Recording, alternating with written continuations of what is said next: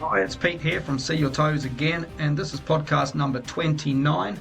Now, this is with Robyn, and it is a direct continuation from podcast number 28. So if you haven't listened to podcast 28, I strongly suggest that you do so. Otherwise, none of this will make any sense. It's all about Robyn's fight against some serious mental health issues and other metabolic issues as well. So I hope you enjoy it. Let's get going. So it is really interesting, but so that's where the ketogenic, carnivore, low-carb diet makes the difference, because by getting rid of that sugar from our diets, we are stopping that entire process from happening. Right. And when I go through this process, when I went through this process over the past 7 years, I've never checked a ketone. Never. I've never checked anything. So that, again, falls back to, it doesn't have to be complicated unless you make it complicated.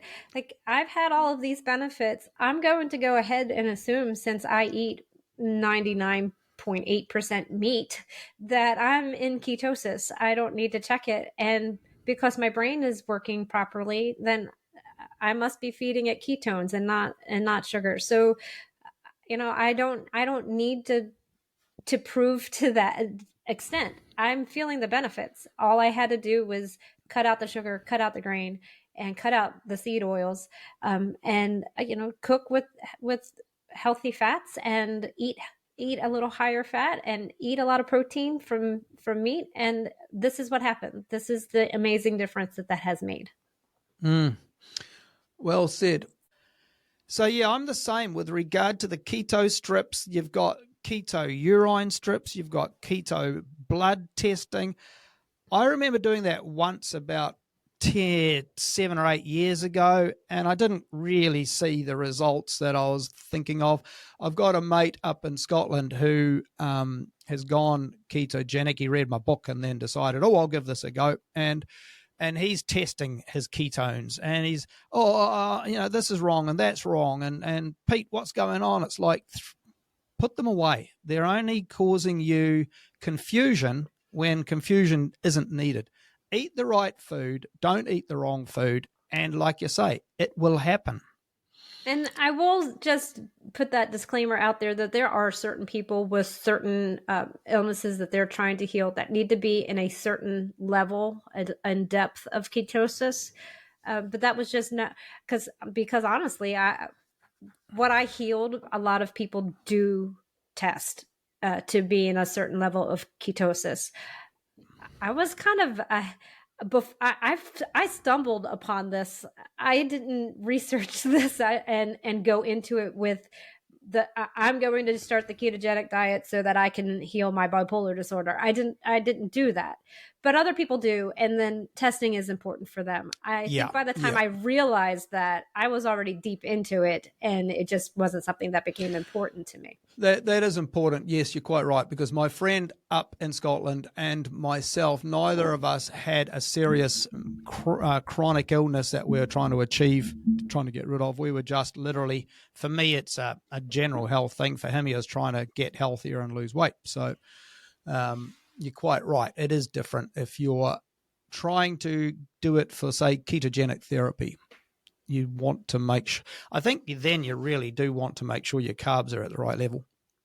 Right. Yeah. You definitely want to at least track in some way. I'm not usually a big fan of tracking, but if you're really trying to heal something, especially, like for me, the bipolar disorder, if you're going into this way of eating with the purpose of healing that, you've got to track in some capacity, whether it's how much you're eating or what kind of ketones you're putting out there, just to make sure you're on track to have that healing process. You don't want to start it and go overboard and then make that pause and have to keep going back and forth, because that's when you start saying, okay, this isn't working. So maybe in the beginning, that's an important thing. I don't think it's as important as you go along. You get used to it. Yeah. On all of that basis too, for anyone interested, I did a podcast a couple of weeks ago with a lady called Donica, who is the founder of a meetup group, and that's ketogenic Keto for Mental Health. And so if you're interested, go and have a look at that podcast with Donica, because she is exactly that. She was using the ketogenic therapy for mental health. So just a little thing there. So that's okay. That's really interesting. I'm just wondering, is there anything else we can talk about? Again, Well, I can snip this bit out. I did. I didn't really finish the full story, so I did kind of brief. Sorry. No, that's okay. I jump around. It's my fault. I just never say everything in any sort of order, and I bounce all over the place. So Yeah. I did mention that I was part of an experiment, and that brought my symptoms back. So I'd like to talk about that because it kind of goes into explaining why we need to keep those carbohydrates low. So I guess you know who Dr. Tro is, Dr. Tro Kalasian. Yeah. So Yes, he's I a do. big name in the space, and he was actually my doctor. And so I had gone to him because I was still having some symptoms that I couldn't explain. And it turns out, well, I went to him because I had gone to a general practitioner here, and I could read the blood work based on the limited knowledge that I have about reading these things, and I could see that I have some sort of thyroid condition. Oh. I can't diagnose it. I can't medicate it. And my doctor said, because I was like, is there anything I can do? And my doctor said, when it stops working, we'll cut it out and you'll go on medication. Yes, that was the exact reaction I had. And you can imagine that I fired. For those listening, he gasped and had his eyes wide open and his mouth was on the floor. Yeah, I was about to say you couldn't see that on a podcast, but I was flabbergasted. Yeah. So exactly. That's how I was. So I fired that doctor. She was not working with me. She had her own agenda, and I was not going to participate in that. So I needed someone who understood how I ate. And so we decided to go ahead and go see Dr. Tro. So he did all the blood. Actually, he read the blood work I had taken with the first doctor, though he ordered a lot more. And it was like, yeah, you have Hashimoto's. So we started treating for that. But at the same time, he saw my cholesterol levels, which the LDL had shot through the roof. And as we now know about through so much research that's going on out there, there's this population of people who are considered LMHR, lean mass hyperresponders, and I fit into the category. Off the top of my head, I can't rattle off what the numbers are, but my numbers fit. So he asked me if I wanted to go on a statin because he's a doctor and that's the standard of care. That's the practice you're supposed to have. And I said no. And he was like, I was expecting that. And he said, so this is how this works.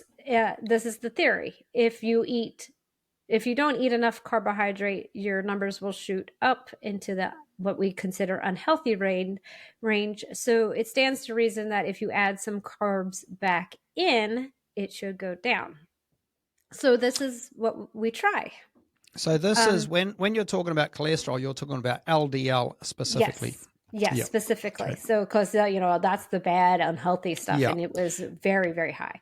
Now I know I'm interrupting you, and we must remember, 50 Hail Marys. But how was your VLDL? You're very low. I do not have any numbers in front of me. So that's okay, that's all right. Sorry, I guess I should have prepared that. No, that's fine. I mean, the fact is, you're quite right. Most doctors will look at your LDL and go, "Oh, that's high," and statins will remove your LDL, as we all know. Yeah. Right. So, right, and he looks at absolutely everything. So. And I had already previously told 2 other doctors that I was not going to go on a statin because I was following the research that Dave Feldman was putting out there with some of the others. There's plenty of people that are doing this research. So I was kind of following along and I was not concerned.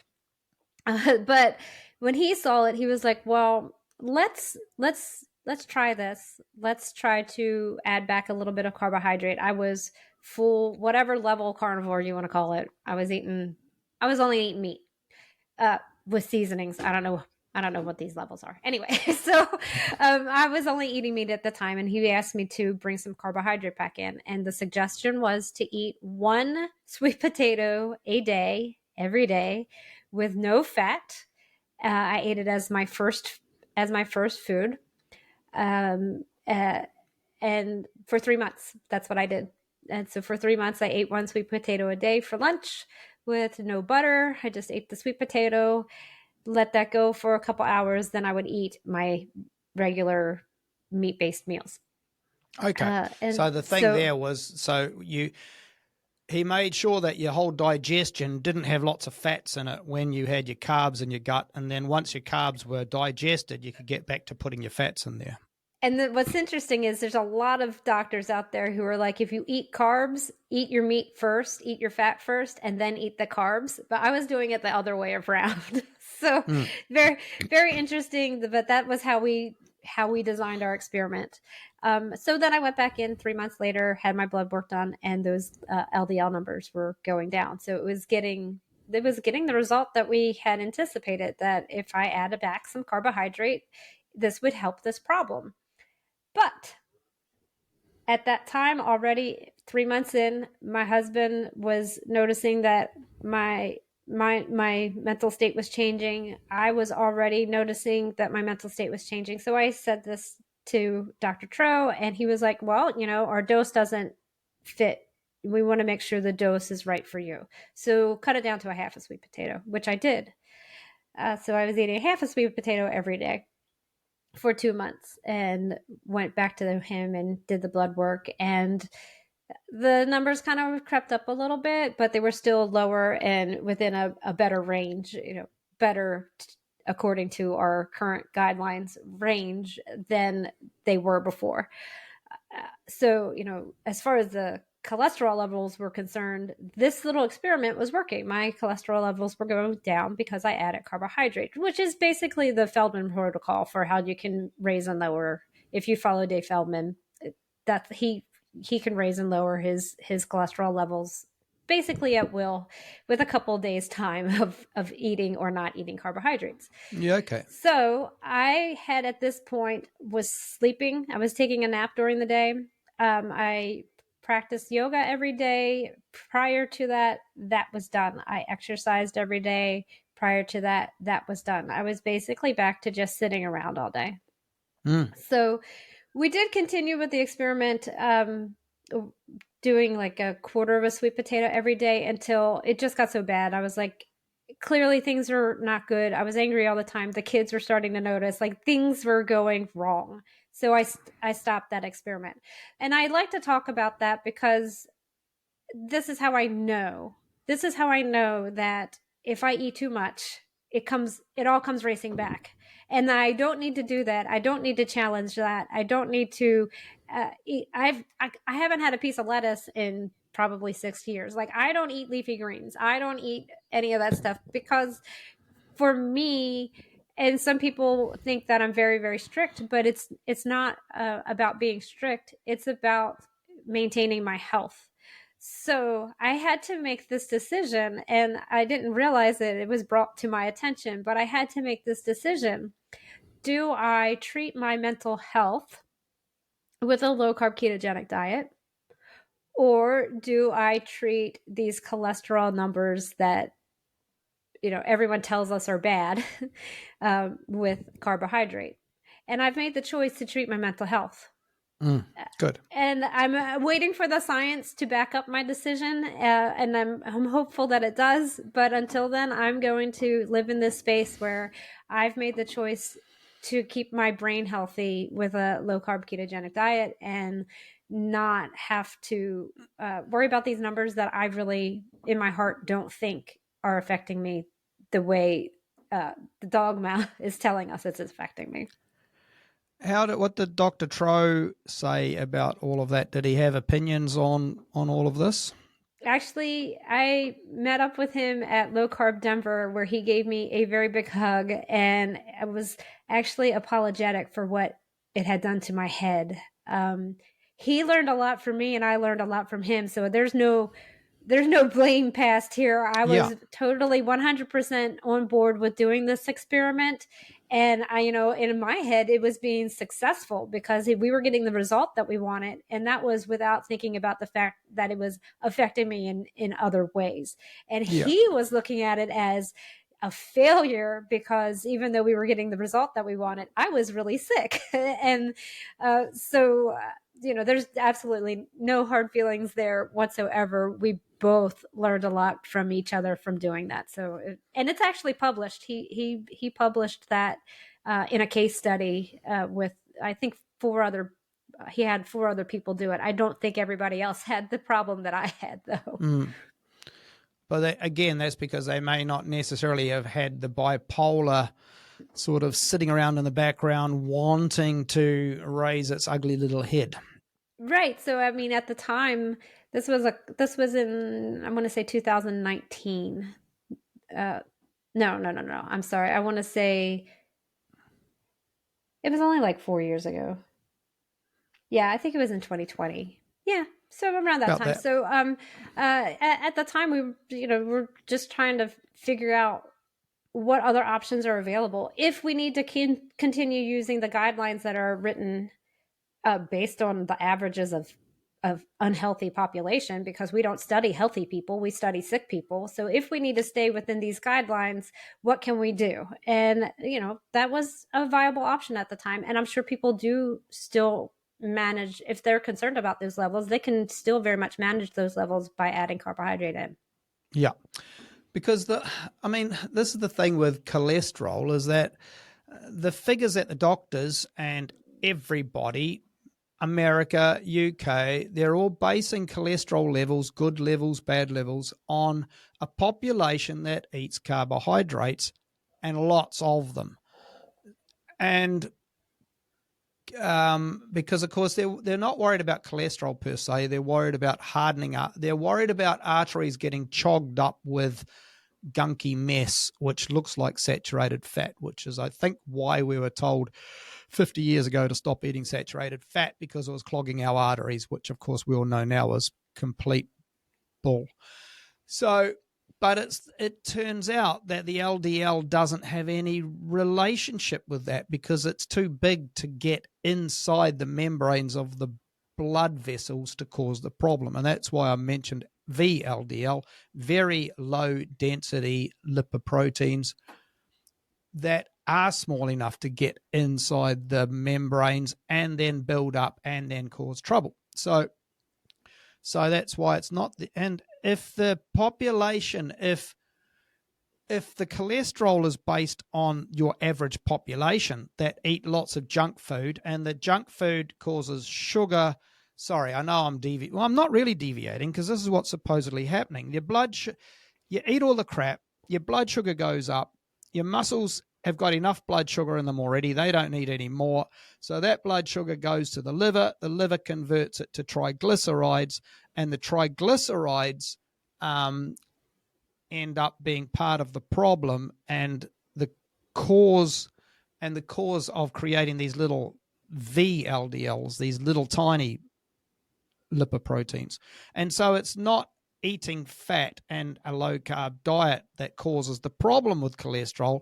It's eating a sugary diet that causes the problem with cholesterol. So then they look at you, and you're not eating a sugary diet, and say your LDL's all wrong, your cholesterol's all wrong. But what they really mean is your cholesterol is different from everyone else's. I was the same. Yeah, I have felt like I've been placed in a box that I don't fit in. No, for quite some time. And that's where all of us are, which again goes back to why we need to unite, because we're all in this boat together, where we are just outside the quote unquote norm. And we need to get some other people, the people that are making these decisions, to understand that, like, we can't keep shifting the numbers that we use in our guidelines. They keep shifting upwards. The average keeps going up. Well, why is that? Well, the people who we're testing, they're sick. So the average is going to continue to go up or down, whatever the metrics is that we're looking at. But here we are just, on our straight and narrow path here, and we don't fit. They don't study us. We don't fit. We are some sort of anomaly in their world that they don't even want to consider. And I'm tired of that. I'm tired of not having a place where I can fit in, in the medical system. I'm honestly scared to death to ever have to go to the hospital because they're just going to try to fill me up with sugar and carbohydrates, and it's going to make me terribly ill. I mean, all of the other, I can't even think of the other things that I don't have anymore, like aches and pains and ailments that I don't have anymore, that if I went to the hospital, I'm sure they'd all come rushing back unless I had somebody advocate for me, which thankfully I'm sure my husband would do that for me. But, this is a world that all of us are living in right now, where nobody's studying us. Nobody's looking at us. Nobody's trying to find the answers for the people who are healthy, because we have so many people who aren't. And it's sad that that's the way it is. And why aren't they testing all the healthy people? Because there's no money in it. Yeah, let's go right back to the finances. That's exactly right. Yeah, we could go around in circles on that one, of course. Yeah, that's true. I mean, it all goes. I mean, it's makes me angry all the time. Yep. I had a blood test and a health test at my local GP's 6 months ago. I was told, this is the paradox. One, I was told, oh, your cholesterol level is quite high, Pete. It's like, I almost said thank you because I expected it to be high. So I was like, oh, thank you. And then the lady doctor tested my blood pressure and I said, how was that? And she said, that was, and these are her words, she said, that was beautifully normal. It must have been exactly on the spot of where a healthy person's blood pressure should be. And again, I expected that. I go to the gym regularly. I eat healthily. I'm 60, and I would like to think I've got the metabolism of a 50-year-old. So, or you have the metabolism of a healthy 60-year-old. We just don't have the comparables for that. Exactly. I don't have the metabolism of a standard British American 60-year-old. Yeah. No, okay. That's where we are. It's a sad state of affairs, and then I don't know how that gets better, but no. Except for banging the drum. I think that's right, and that's one of the purposes of my podcast. When I wrote my book, it was designed actually for all of my colleagues. It's not for any particular colleague, if any of them are listening, and friends who are all middle-aged men, and they're getting fat and unhealthy, and all of the chronic illnesses of heart disease and diabetes, and there's a whole list of them. There's a raft of diseases, and they're all chronic. They've all taken 20 years to build up, and all of these middle-aged men, like you say, high blood pressure, are looking down the barrel of them. And it's like, okay, you guys need to get your act together. So that's why I wrote the book. And that's kind of what started me off down this podcast caper as well. If we can get people, average Joe Blogs people, to listen, and every now and again, one of them will think, okay, I do have that issue. I do have depression. I do have diabetes. I do have, I'm not saying someone's going to have all of these. You may have one of the above. I do have Crohn's. I do have Hashimoto's. I do have this. I do have that. I'm going to give this a go for a month and see what happens. And that's what I'm asking people to do. Give it a go for a month. That's exactly just a month.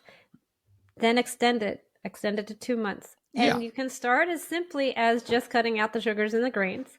And as you feel better, you can start eliminating more until you feel even better. And then you find your sweet spot for what's going to make it feel right for you. And live happily ever after, because that's where this is. There's no complaints, and there's no medications. My Hashi's, I'm working on it. You asked me if I do eat dairy. I do not. I don't eat. I have a line drawn at gluten. I won't eat anything with gluten in it, and I won't eat dairy because I am trying to get this Hashi's under control. It's not there yet, but I'm working on it, and I know that I can work on it with these decisions that I make. That's what keeps me going, is realizing that there is actually a way. I haven't given up. So many people in this world they've resigned themselves to when I turn 45, life goes downhill, and I just start getting ailments, and let's add this drug, let's add this drug, let's add this drug, and this specialist and this specialist, and that's the resolve that they have. They've given up, and here I have hope, and I live in that hope every day. I have hope that if I continue doing this and refine as I need to, that everything's going to get better, because I have shown so far in the past 7 years that everything has gotten better. Every year is better than the next. Every year is fresh. It took way too long to figure that out. Yeah. So what has, you just brushed on something there. What has helped your Hashimoto's? Staying low carb definitely helps. Not having gluten at all definitely helps, because the molecules are very the same. So the body will attack the gluten, but it's not actually gluten. It's your thyroid. And so right now I'm actually experimenting with the dairy thing. I am almost 6 months completely dairy free. I did a blood draw when I started. I did a blood draw 3 months ago, and the antibody numbers were trending downward, but they were still high. And I will do some more blood work at the end of this month, and I'm hoping that I still see that downward trend. And again, if that's the case, dairy's gone. I don't have a need for it anymore, because I am tired of my body. I don't feel the symptoms as much anymore because of this mostly carnivore way that I eat. But I do still get symptomatic every once in a while. Like I just had a very strange infection that came out of nowhere that's unexplainable. So I think it has something to do with that. So I'm just going to keep doing that. It's as much as I miss having some cheese, it's not worth it to me, because I'm really very health minded. And, I lived very ill for 15 years. I don't need to live like that anymore, and I don't want to live like that anymore. I really feel like I'm awake for the first time. Yeah. And I want to capitalize on that. I don't want to set it back. And your family want you to they want to capitalize on it as well. Yes. Yeah. Absolutely. And also, one last thing, you mentioned the doctor wanted to chop your thyroid out. Yes. I take it, but you've not still right got away. Right. You've still got your thyroid. You haven't let her anywhere near it. No. She wanted to wait until it either stopped working altogether or it got a nodule on it. So basically, she wanted me to have symptoms for years and years and years and years until it stopped working. And then she was going to cut it out. And then she would give me medication to replace what was lost. So, since obviously you were having symptoms that drew her to the thyroid issue, do you still have those symptoms? What happened there? For the most part, I don't. I used to get a lot of like almost neuropathy in my fingers, and it would happen after I ate, after a holiday, and I'd eat pie or every day.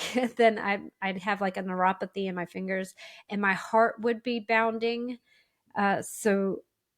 Sometimes my heart would race, sometimes it would bound. These were kind of the symptoms that I was having. And I was like, I can't explain why this is still happening.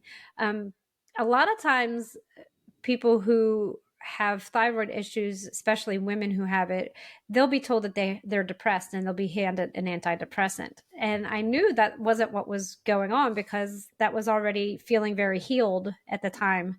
So I knew something else was going on. So she did not find, I'm not going to give her the credit for finding that something was wrong with my thyroid. I asked her specifically to check it. And then she was like, yeah, your antibodies are kind of high, and just kind of like shrugged it off. And I went to her like, my antibodies are really high. Can you tell me what's wrong and what can I do about it? And she had no answer.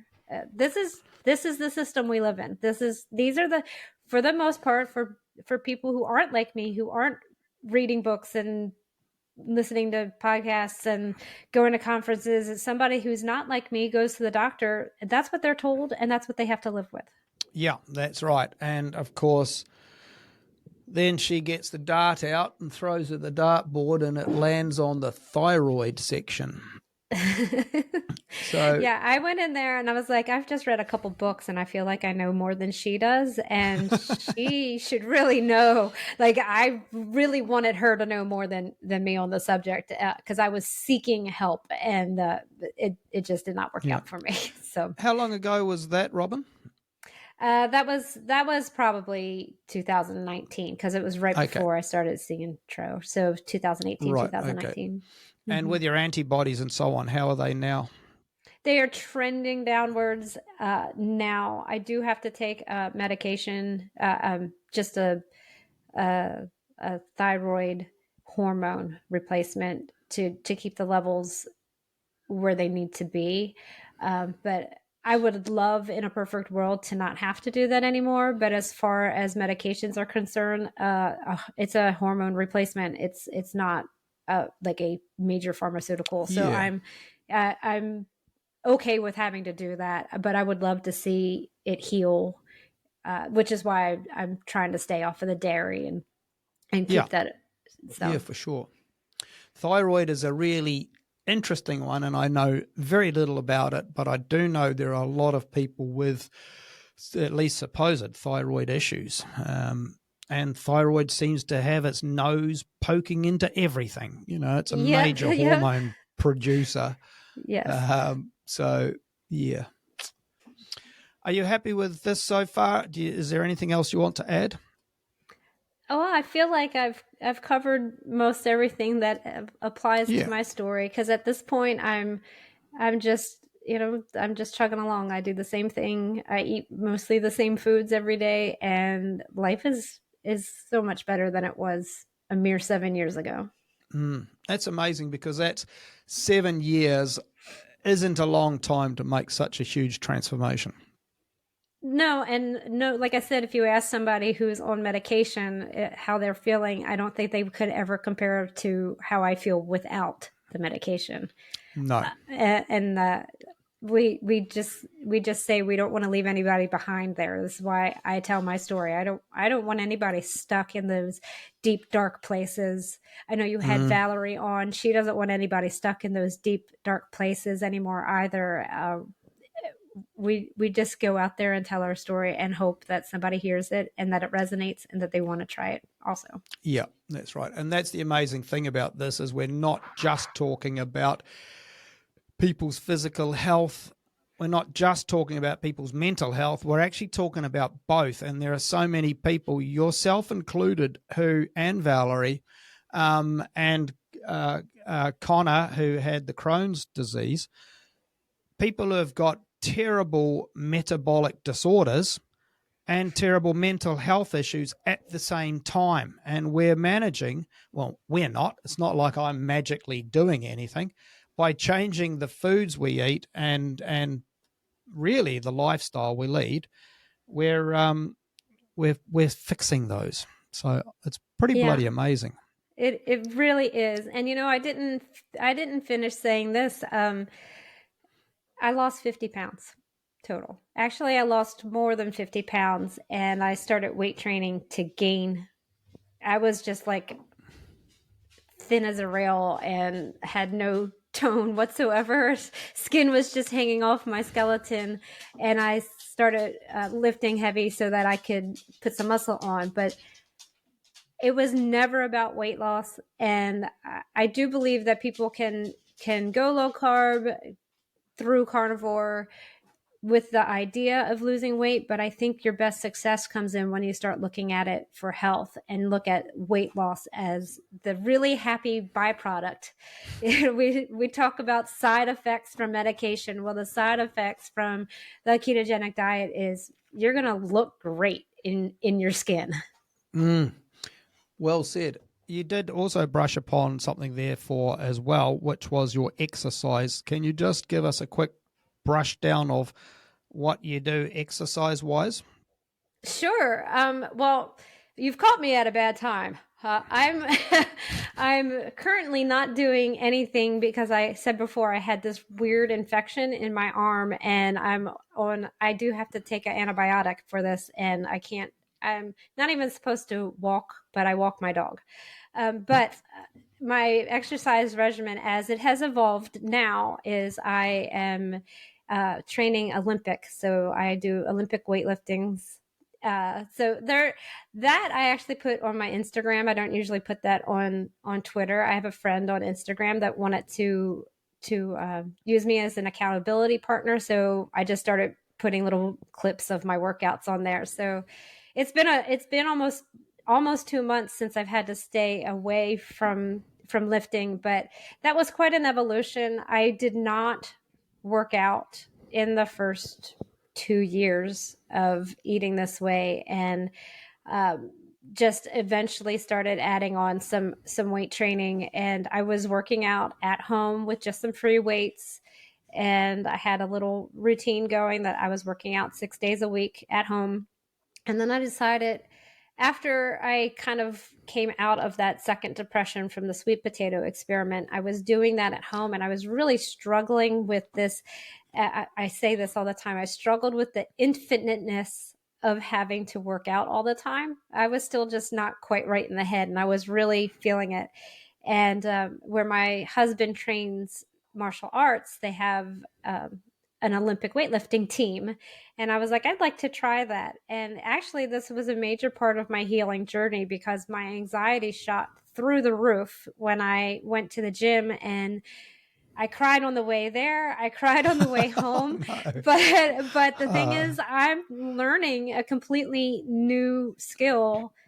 I'm not sure how useful Olympic lifting is, but I am learning this an entirely new thing, where I thought that I could just pick a weight up off the ground and sling it up over my head. But there's a lot of technique and a lot of very small steps involved that you have to think about in the moment, which has really been an amazing experience for me. I don't have any desire to compete, but I do have the desire to learn how to do it well. And so that keeps me going back. And I'm actually missing it terribly since I haven't been able to do it. So it's going to be a slow start back up when I get back into the gym, but I'm very much looking forward to getting back into the gym and slinging some weight around.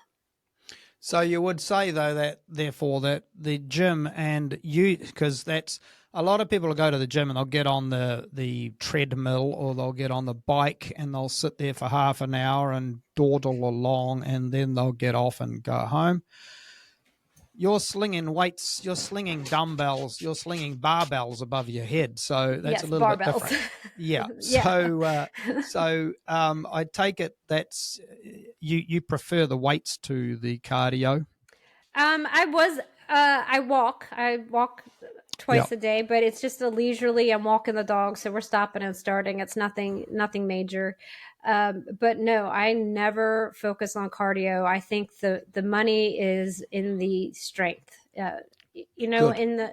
I'm looking at now I want to keep my heart healthy, so I'm not discounting that. And I have a rower, and I was rowing quite a bit. I had gotten up to an hour, and then this thing happened in my arm, and I haven't been on the rower since. So I will bring it back, but I go very slow, and I probably won't do hour-long rows anymore. I have the heart capacity to do it. I don't, maybe once or twice a year, I might just do a long one, but I'm not like focused on cardio. The heart health is there.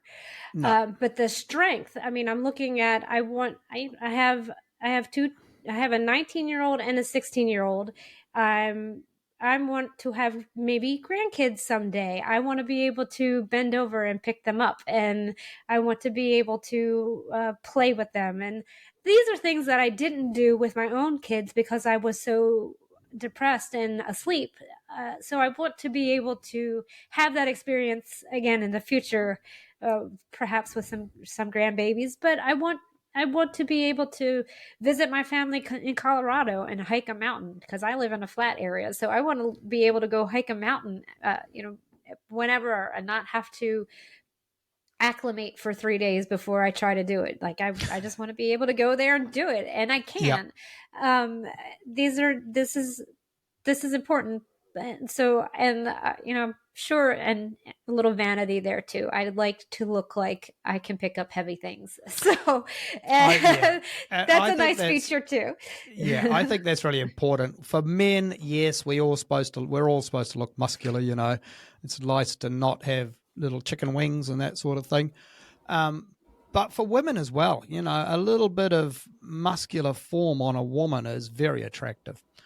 And I don't think it can be underestimated. That's obviously just for looks, but as far as the health is concerned as well, strong bones, strong muscles, strong mind, they're all attached. It's not just for looks. I mean, that can be part of the motivating factor, but that's not what it's for. You're structurally sound when you have good muscles to hold yourself together. So that's a good thing. I'm going to the gym shortly after this, actually, and I'll do squats and deadlifts, and on both of those, you've got a barbell on across your shoulders or across your traps, or a big barbell sitting on the floor, and I'm supposed to pick it up. And in both of those instances, I need to use every ounce of my mental awareness as well as physical to get those things with the weights I want to lift, because I'm always trying to push myself to, especially with the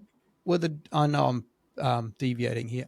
With the deadlift, I always try to take it up to a couple of kilograms away from my 1 rep max. So that's, where you are literally busting your guts getting it off the damn ground. Yes. And so it is a mental challenge at that stage. You're not just walking over to the bar and saying, I'm going to pick you up and lift you up anymore.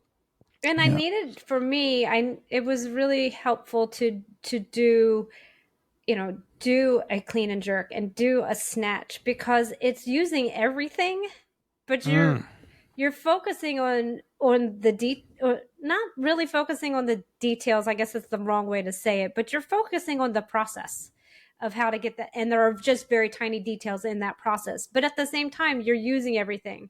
So to me, it's not as boring as going in and, doing some tricep extensions, or going in and things. You do those things to help the whole thing. But it's not just about that. It's not a day of, I'm only working my arms today. You're going to go in and you're going to use every single muscle, including your brain, to get this thing up over your head, and not whack your nose and not hit your chin, and get it up over your head and hold it there. There's a lot involved when you're looking at it. It looks strenuous, but it looks like, oh well, yeah, I could go pick that up. But it's definitely not that. Right. There's a lot more to it. And there's a lot of, what's the word I was going to use before? Explosive power too in those exercises you're talking about. There's a real explosion that where you've got to get all of your muscles to explode into action in a split second. And that's why, whichever one it is, one of them there, they say, I've read before, is the best exercise you can possibly do, because it's not only strength and mental, it's also the explosiveness of the that you need to get it to work. So, and there's just a little bit of magic there too. You got to drop under the bar at just the right moment for it to stay still, and then all of a sudden you're underneath of it. I still don't quite have that figured out, but that's the thing. I want to figure out the magic, so that's going to keep me in the gym. Yeah, it's a laugh. I haven't done that one where you're putting it above your head, but I see other people, not many, nobody at the gym does it really where I am, but you're lifting it up to the extent where suddenly before gravity kicks in, so it's going up and then it stops, and before gravity makes it start coming back down again, you whip yourself underneath and stop it. Yes, exactly. That's the magic. Yeah. Yes. Actually, you've got my brain working. I might drag my book out, and not tonight, and put that into my schedules for the next few weeks and learn how to do that. It's really, it's interesting because it's that part right there where you have to drop very quickly underneath of the bar before the bar itself starts dropping, so that you can get under it and lift it back up. That's no easy feat.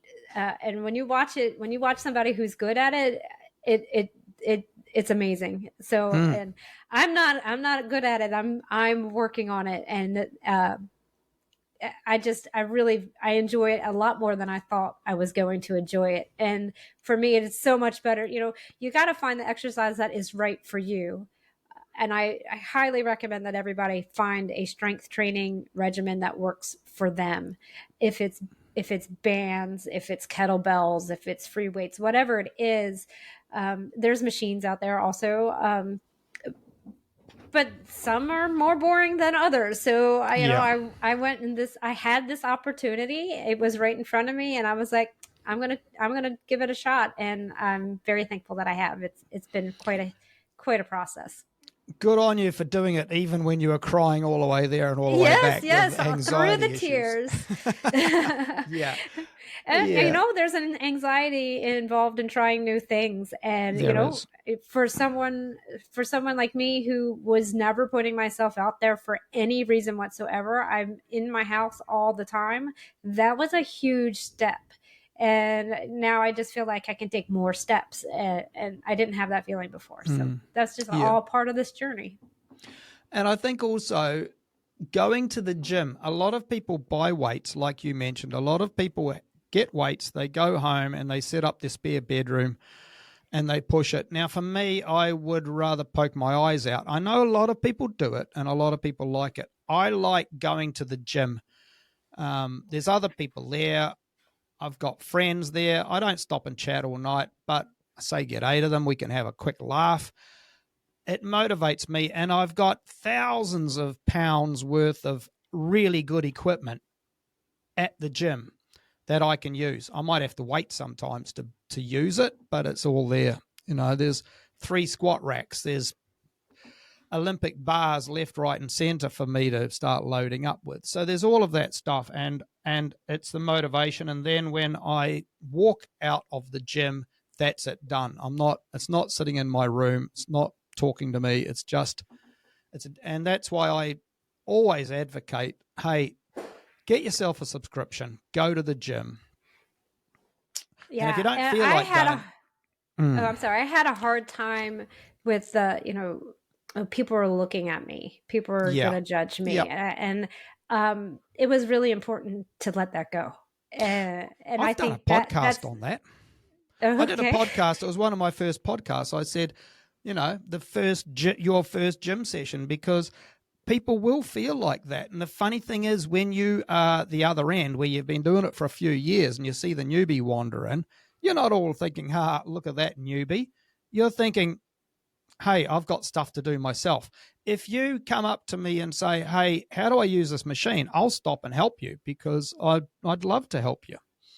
And that's how most people are. There are very few, for want of a better word, twats at the gym these days. Most of us are there, and we're more than happy to help. In fact, I quite often help people when you get the young people especially, and they get on the squat rack. One of them the other day was facing the wrong way around, and I said, hey, that's fine, but when you're really tired and you want to put that bar back on its rack, you've got to step backwards to do it. You can't see where the rack is even, and you're starting to think, I'm too tired for this. You need to just face the right way, Yeah, that's pretty important. That's a good tip. I'm glad you didn't let that go. No, it's like, or you'd be rescuing that person off the floor a little later. Well, that's right. Yes, indeed. Yeah. I think nobody's looking at the new person, but all of the people who are usually there, they're getting watched by the new people. So, Yeah. but I don't think anybody minds that, because I mean, I would walk up to some of the other people in the club and be like, "Can I just watch you do this? I just need to see it done," and they're happy to show me. So that's that's kind of, it's very much the opposite. People aren't looking at the new one except for to just kind of make sure they're safe. So this, as much as you can let that go, get out there and do it. I mean, like I said, I was in my house doing my own thing for several years, 3-4 years. I was just doing my thing at the home, and I was successful. I was gaining muscle mass. There was really no complaint about it, but it was safe. I was safe there. And I think, I don't do things that put myself out there. So that was like one of the big major things, is that I sucked it up and went to the gym through the tears and the anxiety. And I'm not always comfortable, but maybe you're not supposed to be. And maybe that's the point. No, that's right. And all those strangers at the gym are just friends you haven't met yet. Absolutely. I agree. All right. And on that corny note, I'd like to thank you very much, Robyn, for spending your time with me this afternoon. And I really hope that listeners have got a little bit of help out of your story and a bit of motivation. Oh, I hope so too. Thank you so much for inviting me. It's been a pleasure. You're welcome. All right. Thank you. Oh, by the way, I will put your details into the show notes. How can people, you tell us anyhow, for the people who can't be bothered reading it, how would people get hold of you if you want them to? I am on Facebook, Instagram, and X, and all of them are Robyn with a Y, Robyn, R. Dobbins. Okay. And I'll put that information in the show notes for anybody who wants to use it. Excellent. Yes, please reach out. I'm happy to help. I've gained so much from living this lifestyle that I just so much want to help others as well. So I want to pay it forward. I want to give back. Excellent. Okay, Robyn, thank you. Bye-bye. Thank you. Bye. So that concludes our conversation with Robyn. Thanks, Robyn. That was a really candid conversation. And I hope that other people that have got mental illnesses have listened to that and perhaps got some inspiration out of how Robyn managed to get her issues into remission. It's an amazing achievement. If you want to get more information about the ketogenic diet or the carnivore diet, then why don't you read my book? It's on Amazon. It's about 200 pages long, and it's also called See Your Toes Again, the same as this podcast title. It would help you learn how to do it properly, because there are a lot of people out there who will tell you things about the ketogenic or the carnivore lifestyle who don't know what they're talking about and can lead you down the garden path. It tells you all the goods and the bads, how to do it, what to expect. So I hope you read that. It would mean a lot to me if you do. Thank you, and I hope that you'll come back and listen to further podcasts in the future. Bye-bye.